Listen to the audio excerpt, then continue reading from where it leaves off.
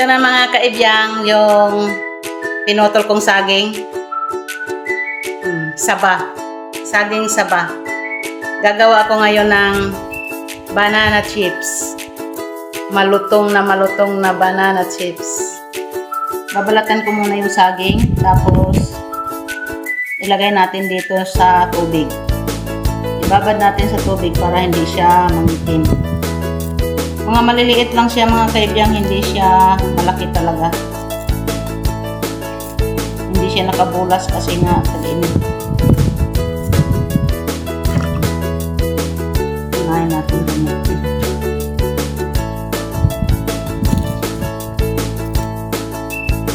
Ang magandang gawin na banana chips yung hilaw, hindi yung hinog. Hindi din yung manipa. Kailangan hilaw na hilaw talaga.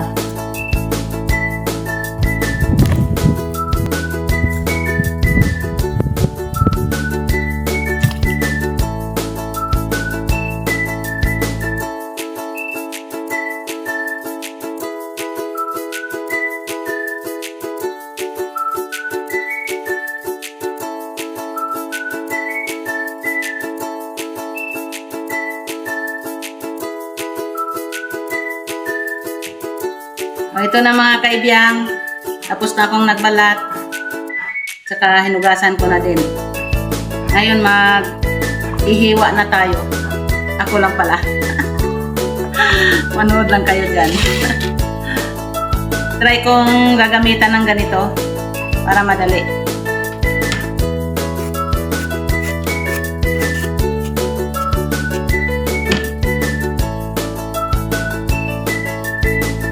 Ganito oh. Pero pangit. Masyadong manipis, tsaka hindi magpantay.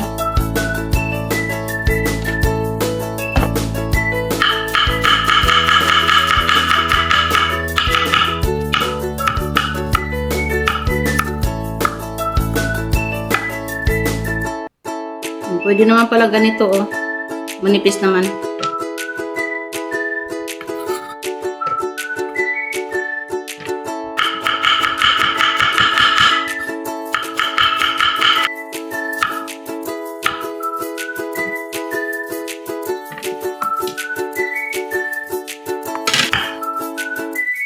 Manipis naman din oh.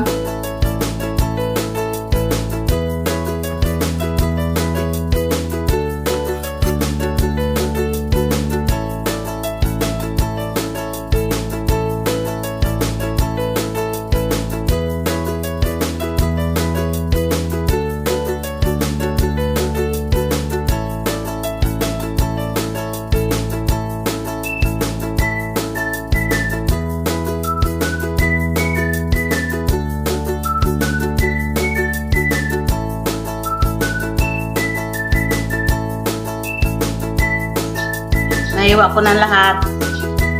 2 piling lang ito. Ito pa, mayroon pa dito. Umpisahan ko na pagluto kasi marami-rami. Gagawa muna tayo ng mixture. Ito yung sikreto sa napakalutong na banana chips. 1/2 cup na suka, vinegar, arti-arti. 1/2 cup. 1/2 cup din na water. Tubig ba? Then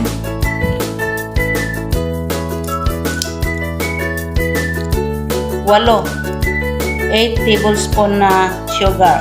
Segunda lang ang gamit ko kasi ito lang yung available sa akin. Pwede naman gumamit ng white sugar. 1, 2, 3, 4, 5, 6, 7,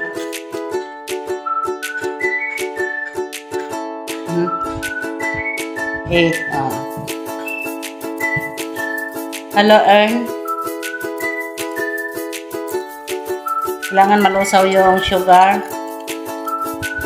Set aside na natin ito.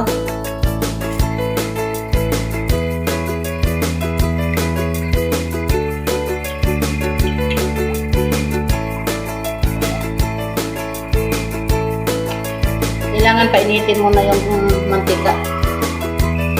Ayan, mainit na yung mantika. Maglagay na tayo.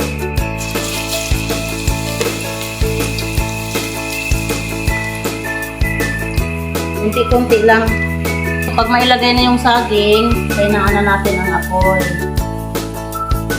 Ilagay na natin sa medium heat.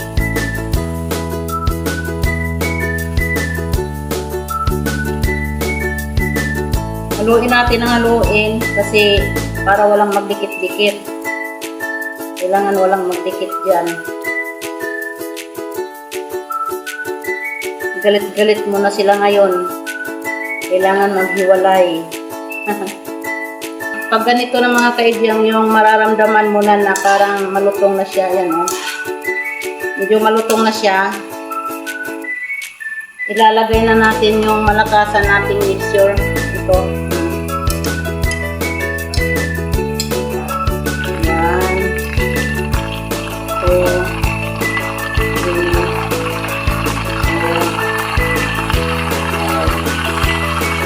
4, 5, 6.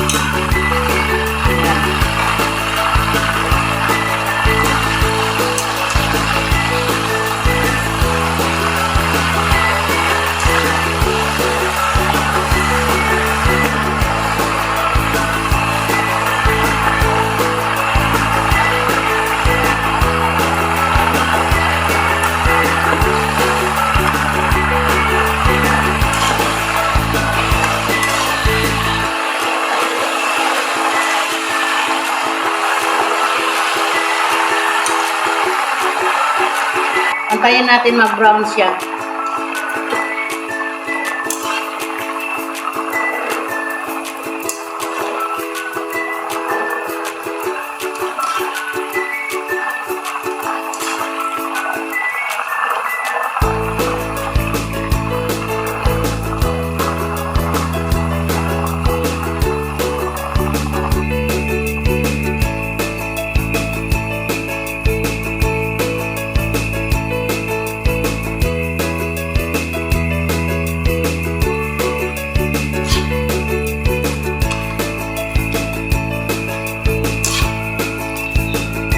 Ito na mga kaibyang, oh, brown na. Okay na to. Nanguin na natin.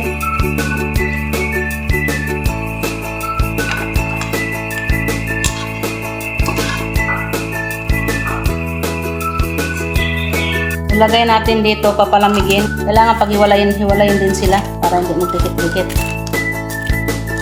Ganyan, oh.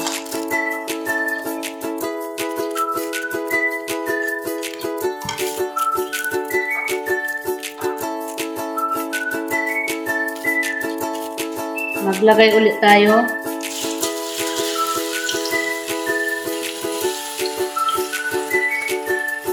Ulit-ulitin lang yung proseso, ganyan. Kasi medyo marami-rami ito eh.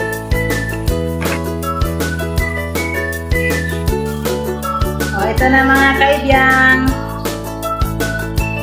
Naluto ko na lahat, oh. Ang malutong na banana chips. Inigo yan.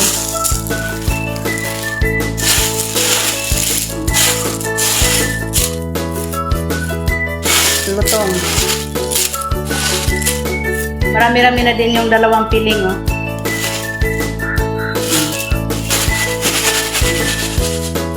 Tikman na natin. Lutong. Sakit ang ngipin ko.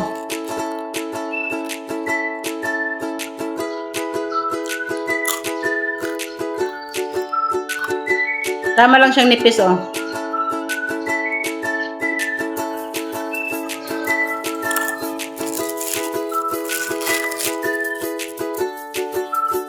Tama lang yung tamis.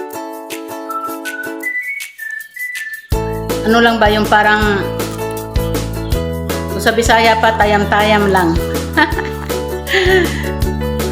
Sa Tagalog pala tama-tama lang.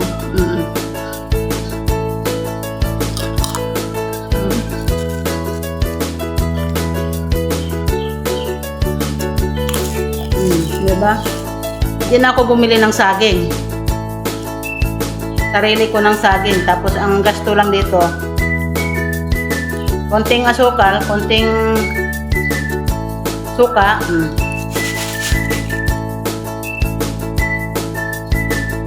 Yung gasol naman, konti lang naman din nagamit ko. Dapat sa kahoy ako magluto. Kaso nga lang, napakahangin. Saka hindi makontrol doon yung apoy. Baka maya masunog. Diba?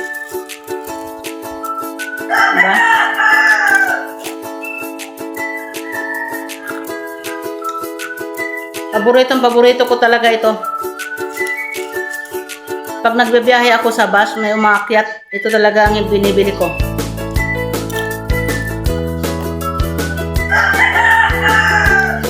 Yung suka, yun yung nagpapatagal ng buhay. Saka isa din yun sa nagpapalutong. Parang preservative ba? Aabot ng 4 to 5 months ang buhay niya. Malutong pa din.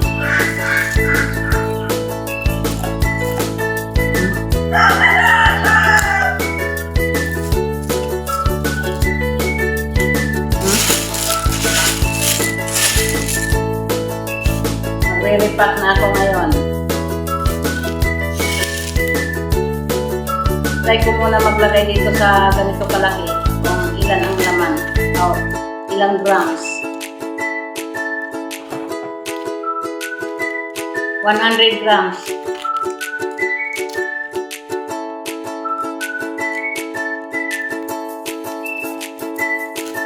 Mamaya ipo-posting ko lang ito kung ilan ang magawa at saka yung nagastos. Marami na din 100 grams.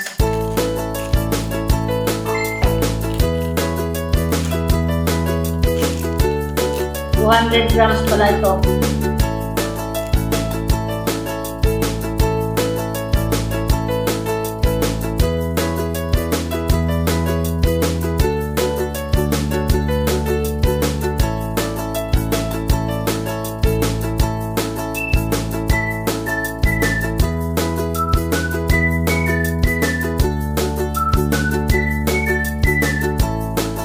Ito na mga kaibigan lahat Hindi ko pa na-sell. Bukas ko na i-sell kay ginabi na si Ibyang. Bilangin ko lang. 8 yung tigto 200 grams. 8. Yung 400 grams naman, 2 lang. Kumbaga parang sample lang to diba?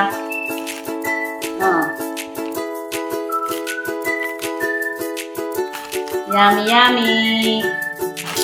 May natira pala ditong durog. Thank you for watching! Maraming salamat! Bye-bye!